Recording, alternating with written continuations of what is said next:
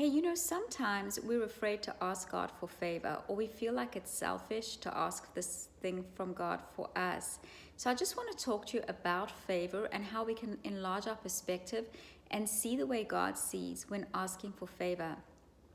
So, the Bible teaches us that the angels came and they announced the birth of Jesus, and they said favor over all men. They said He's releasing favor on all men. He said favor to all on earth, favor to all men. That's incredible. That was before we did anything good. That He gave us favor before we could earn it, right? His desire is for favor for all human beings. He wants us to be in favor. He wants us to live in favor. And so obviously there's different ways that we can step out and live in favor. But one of the ways is to ask Him, because He says, you have not because you ask not. And so let's talk about asking for favor. Have you ever tried to ask for favor and felt a little bit guilty? Here's the thing. He desires to favor you. And a lot of time, our perspective is too small because we think that when we're asking for favor, it's all about us. Like, God, would you give me favor? Would you give my life favor? Would you give my business favor? Would you give my job favor? Would you give my family favor? It feels like all about me. But here's the truth. First of all, Jesus invites us to ask Him. And second of all, we have to enlarge our perspective, because do you know that when God blesses a person or a nation, that everybody in that realm of their influence is receiving the same blessing? Do you know that blessing flows down? So for example, if you have a business, just say you produce peanuts, and you say, Lord, would you please favor my business? May I sell more peanuts, right?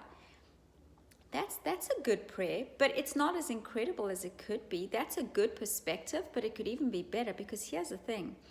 God's desire is to not only bless your peanut business, but His desire is to bless your entire world, and He can use the favor on your life to roll off you and bless everyone. So let me explain it to you. When you sell peanuts, you receive the peanuts from a manufacturer, and they receive the peanuts from a peanut farm, and they have workers and laborers and investors in their peanut farm. Plus, there are packaging people, there's marketing people. So many people are wanting favor and needing favor. Imagine your peanut business took off because of the favor of God on your business, and suddenly you started to experience increase and increase and increase. Guess what? You're going to have to order more peanuts. You're going to be able to bless all those people in your world down the line. What about the people that get to eat your delicious peanuts? They get to be blessed as well. They get to have a touch of your favor. But the thing is for us to enlarge our perspective when we're praying, to not just say, God, would you just bless my peanut business? But God, bless that person that is my partner, or that I buy from. Bless those workers that work in the peanut fields. I'm going to pray for those people.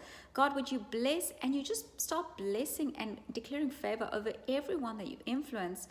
That's the heart of God. That's the heart of heaven. So, I was reading this morning a psalm about how God blessed Israel, and how He said to them that the nations would be blessed, they would rejoice in the blessing of Israel. The reason they would rejoice is because when one is blessed, and that is one who has favor and influence and leadership, that blessing runs down onto everyone in their world. So I'm going to encourage you to throw off a religious mindset that will tell you that you should not be asking God to favor your life. That doesn't come from God, because God's heart is favor over you, right? That means favor over your life, your business, your relationships, everything, your touch, what your whatever authority and influence you have in your world. God wants to favor that, right? So you ask for that favor in joy and in peace, and then spread open your eyes and see everybody that your favor influences, and start releasing favor on them, praying for them and believing for their favor, and even releasing prophetic words over them and blessings over them, because God wants us all, this entire earth, to live in the favor of His Son. That was the word that was given to the angels at the very birth of Jesus. So have a beautiful day. Bye-bye.